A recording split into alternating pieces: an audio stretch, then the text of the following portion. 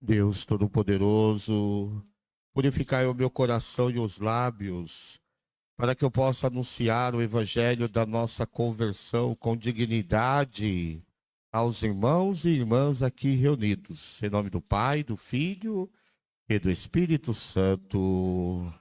Amém. O Senhor esteja convosco.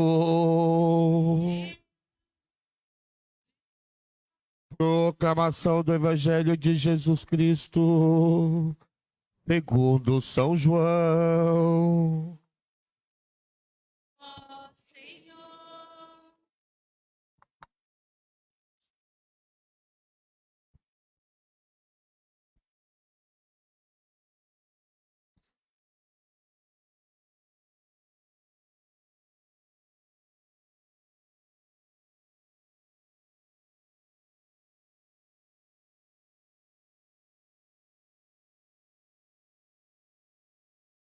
Naquele tempo, disse Jesus a seus discípulos: Não se perturbe o vosso coração. Tendes fé em Deus, tende fé em mim também. Na casa de meu Pai há muitas moradas. Se assim não fosse, eu vos teria dito: Vou preparar um lugar para vós. E quando eu tiver ido preparar-vos um lugar, voltarei e vos levarei comigo, a fim de que onde eu estiver, estejais também vós. E para onde eu vou, vós conheceis o caminho. Tomé disse a Jesus: Senhor, nós não sabemos para onde vais. Como podemos conhecer o caminho? Jesus respondeu: Eu sou o caminho, a verdade e a vida. Ninguém vai ao Pai senão por mim. Se vós me conhecesseis, conhecereis também o meu Pai. E desde agora o conheceis e o vistes. Disse Filipe: Senhor, mostra-nos o Pai, isso nos basta. Jesus respondeu: Há tanto tempo estou convosco e não me conheces, Filipe? Quem me viu, viu o Pai. Como é que tu dizes: mostra-nos o Pai? Não acreditas que eu estou no Pai e o Pai está em mim? As palavras que eu vos digo, não as digo por mim mesmo, mas é o Pai que, permanecendo em mim, realiza as suas obras. Acreditai-me, eu estou no Pai e o Pai está em mim. Acreditai ao menos por causa destas mesmas obras. Em verdade vos digo, quem acredita em mim fará as obras que eu faço e fará ainda maiores do que estas, pois eu vou para o Pai. Palavra da salvação.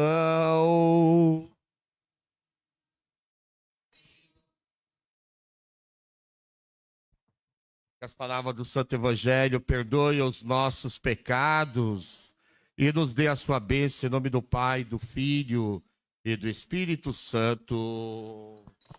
E quando amanhecer, Dia eterna, plena visão. ressurgiremos por crer.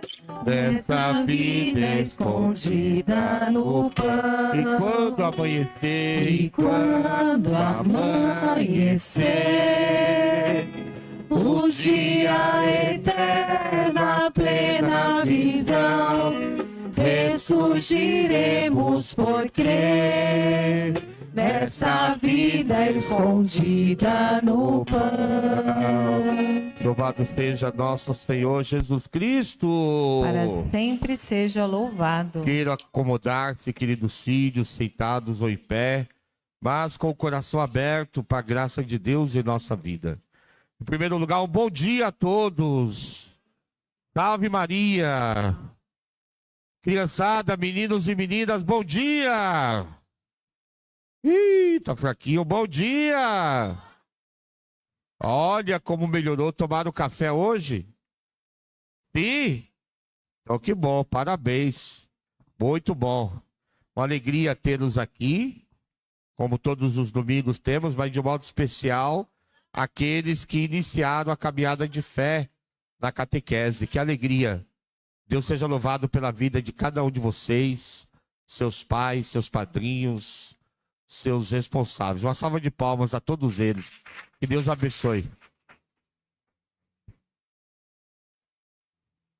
Daqui a pouco, para marcar esse dia de início, estarão recebendo ali o livro da catequese e a Bíblia para uma caminhada de fé.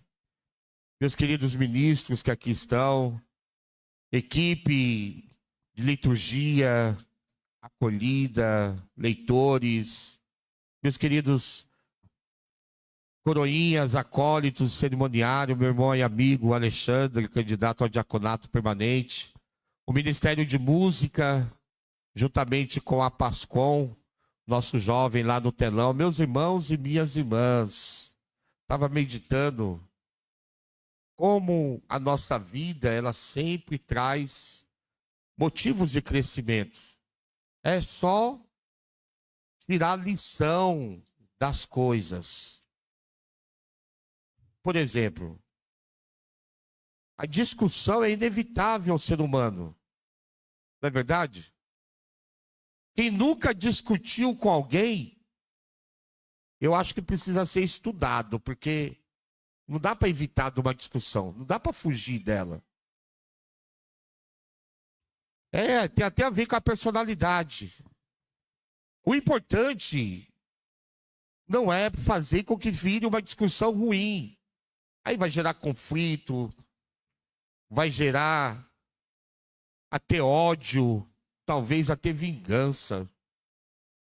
Conheço pessoas que falam assim, se eu estou na rua e fulano estiver do lado, eu atravesso do outro, né? Um dia discutiu e viraram inimigos. Eu não falava para vocês esses dias? Uma pessoa chegou para mim e falou assim, você, o senhor, nem falou o senhor, antigamente era senhor, bem sapado, né? Mas chegou para mim, você é isso, isso, isso, isso. Eu falei, me tornei isso, porque para você eu já fui o melhor padre do mundo, né? Agora eu não estou dizendo não, então. Quem nunca discutiu? Uma vez um amigo ligou pro outro porque ele estava discutindo com a esposa dele. Aí ele ligou pro amigo dele, ei, vem cá, me diz uma coisa, eu estava discutindo com a minha mulher, e aí discussão vai, discussão vem. Ela pegou, falou que eu tô certo e ficou quieta. O que eu faço agora? Aí o amigo dele falou, fica quieto, não fala mais nada que eu nunca cheguei nesse estágio. Vai dizer, alguém tem que ceder também. Senão a discussão não termina nunca e não traz resultado nenhum. Discussão que leva a uma transformação. E transformação para o bem, para o bom. Por que eu estou falando isso? Não sei se vocês perceberam, a primeira leitura começa dizendo isso. Não é segredo para ninguém que existem discussões sobre o melhor modo de viver a fé. Desde antes de Jesus. E o modo de viver a fé realmente, porque cada um quer se impor. Por exemplo, na primeira leitura, discussões que acontecem dentro da igreja e que, infelizmente, provocam divisões, causando contra-testemunho da fraternidade. Quantas e quantas pessoas que saem da igreja e depois saem falando mal de todo mundo que está dentro da igreja? Contra-testemunho da fraternidade. Não resolveu bem as diferenças que tinham. Isso pode acontecer aqui na nossa comunidade, como já aconteceu de fato, como eu disse. Ou isso pode acontecer também em nível de igreja universal. Tanto assim que o Papa Francisco, ele convocou um sínodo para refletir e proporcionar o que nós chamamos de a sinodalidade de todos. Caminham na mesma direção, para que todos caminham na mesma direção. Sínodo quer dizer isso, caminhar juntos. Mesmo que tenhamos caminhos diferentes. Por quê? Porque a questão não se encontra no pensar diferente. Cada um tem que pensar diferente do outro. Cada um tem a sua personalidade. A questão não está no pensar diferente, mas em agredir a igreja e agredir as pessoas porque pensam diferente. Pode perceber, meu irmão, minha irmã, existem grupos nas redes sociais que periodicamente e sistematicamente agridem a igreja, seus ensinamentos, quem está dentro. Inclusive com as famosas fake news. Essa semana, não sei se vocês viram, começou a circular uma foto do Papa com a espécie de um bobojaco assim, né? Eu achei interessante aquela foto, mas eu fiquei assim, nossa. A impressão que eu tive é assim, não que o Papa não possa usar uma blusa daquela, pode, mas causa um choque, né? Fala, se o Papa pode usar uma blusa dessa, eu também posso. Aí eu peguei e falei assim, não, mas não deve ser foto do Papa. E fui na fonte. Bingo, fake news. Mas imagina o tanto de bobojaco que foi vendido enquanto está circulando essas fotos, né? É isso. No início da igreja, nós ouvimos na primeira leitura, apareciam as discussões. E algumas delas se tornaram conhecidas, como essas que ouvimos na primeira leitura. Agora veja qual foi a reação dos apóstolos, criando ministérios, criando serviços. No texto bíblico que ouvimos, os apóstolos eles consolidam o serviço com a pregação e criam o serviço da diaconia. Então, a discussão que leva a uma transformação para o bem. A igreja não se dividiu. Pelo contrário, ela se multiplicou e ela aumentou no serviço e na diaconia. Eita, palavrinha que diz tudo. Porque quando a pessoa não quer mais servir, e ser diácono é isso, é estar a serviço, exercer a diaconia, aí que vem discussão ruim. Uma discussão que leva ao serviço, essa vai transformar a vida das pessoas. Porque transforma realmente o serviço que nós vemos. E a nossa comunidade tem aí o serviço aos necessitados, o serviço das pastorais, movimentos. Precisa sempre discutir para melhorar. Ontem, na nossa reunião que fizemos, como estamos fazendo todo o primeiro sábado do mês, nós avaliávamos a nossa Semana Santa. Muito positivo, muito cheio de bênçãos e graças de Deus, mas as falhas também nunca podem ser deixadas de lado. E assim, procurar corrigi-las, porque daqui a pouco nós vamos celebrar a festa do divino. É uma expressão de fé muito forte, celebrar o Pentecostes, porque nós estamos celebrando a festa dos dons, e cada um tem o seu dom, cada um do seu jeito, a sua maneira, é guiado pelo Espírito Santo de Deus a cumprir uma missão.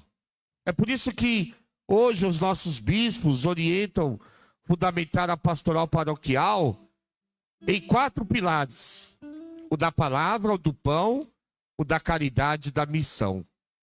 Da palavra que eu acolho no coração para ter discernimento, para saber como agir, para ter inspiração.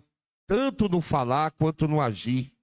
Do pão, para que sejamos alimentados, fortalecidos e possamos cada vez mais dar testemunho de fraternidade. Da caridade, porque é isso que nos faz testemunhar o amor de Deus. A caridade que praticamos sem interesse e sem troca. E da missão, porque cada um também é chamado a testemunhar. A inspiração vem do que acabamos de ouvir nas leituras. Pregar a palavra e transformá-la em caridade. Meu irmão, minha irmã, é desse modo que construímos a vida da comunidade sobre a pedra angular, que é Jesus Cristo, como nós ouvimos tão bem proclamada na segunda leitura. E ele assim torna-se verdade, caminho e vida. Portanto, isso vale para a vida pessoal. Construir a vida pessoal no acolhimento da palavra e transformando em caridade fraterna. E, de preferência, assumindo alguma atividade que você testemunhe a sua fé. É nesse sentido que a gente vai perceber, quando Jesus concluía o Evangelho dizendo que o testemunho da fé acontece pela prática das obras, e das obras ainda maiores que nós podemos fazer. O jeito de manifestar Deus. Me chamou muita atenção o diálogo com Tomé. Mostra-nos o Pai e isto nos basta. E Jesus, Tomé, há tanto tempo eu estou contigo. Quem me vê o Pai. O Pai está em mim e eu estou no Pai. Será que Tomé nunca viu a manifestação de Deus na pessoa de Jesus? E você, quando a pessoa olha para você, quem ela vê? Quem me vê o Pai. Quem olha para mim, vê o quê? Deve ver também a manifestação de Deus naquilo que você é, naquilo que você fala. Quando o seu filho te olha, ele está te olhando como pai. Mas vai ficar gravado no coração a manifestação de Deus que te faz ser um pai melhor do mundo para ele. Quando tua esposa te olha, ela está te olhando como esposo. Mas nós temos que ter atitudes para manifestar que o amor de Deus está em mim. É por isso que muitas vezes a gente se preocupa com muita coisa. E Jesus vem deixar bem claro, né? Conversando com os seus, eles aprenderam com Jesus a olhar a vida e transformar. Nós temos a vida agora, também não podemos ficar sentados, mas transformar. Por isso, ele diz essa palavra tão bonita, que eu acho que eu estou aqui hoje para colocar ela no meu coração. Se você está aqui hoje é para isso. Quando ele diz, não se perturbe o vosso coração. Começa esse capítulo com essa palavra bonita. E aí no capítulo seguinte ele termina ainda dizendo assim, não se perturbe nem se intimide o vosso coração. Eu estava meditando, nós temos medo do fim. Temos medo do que está à frente. Às vezes, temos medo sim. Daquilo que vai acontecer, por exemplo. Quando eu vou começar um curso, será que vai dar certo? Vou me casar, será que vai dar certo?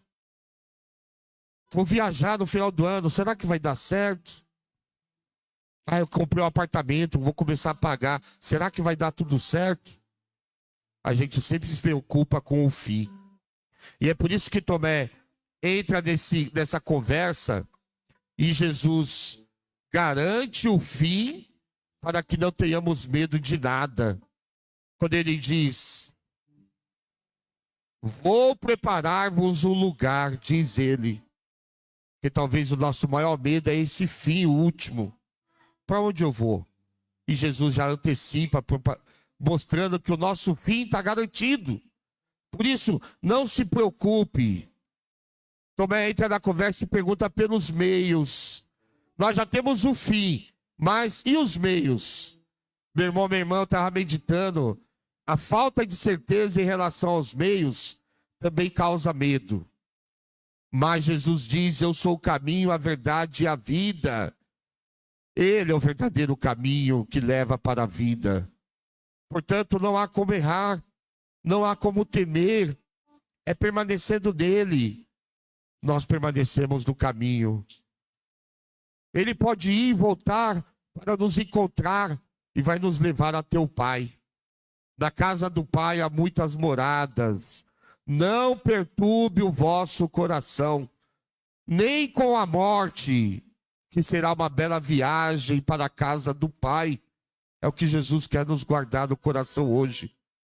Portanto, como diz o nosso querido padroeiro Santo Agostinho, para nós a morte é passagem. A morte não é nada. É estar do outro lado do caminho. É sair do mundo da criatura, entrar no mundo do Criador. E Jesus conclui: se não fosse assim, eu vos teria dito.